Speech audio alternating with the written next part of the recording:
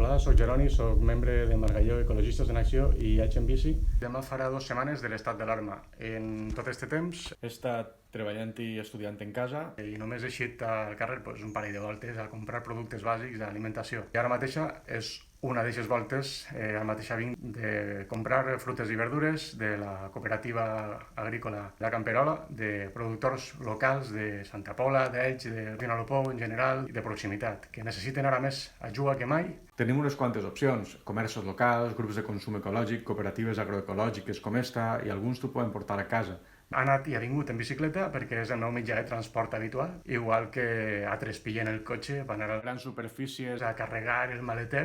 Doncs jo carregué les aigüeres, les meves alforges, aquí podeu veure, perquè vinc en bicicleta. Així que recordo, si en l'estat d'alarma has d'eixir a treballar o a comprar productes bàsics, tens tot el dret de fer-ho en bicicleta. És segur, manté la distància de seguretat per evitar contagis i legalment està garantit expressament en l'informe de l'Advocacia General de l'Estat. No isquem de casa, però si hem d'eixir, desplacem-nos de forma sostenible i de pas apostem per la producció ecològica i local.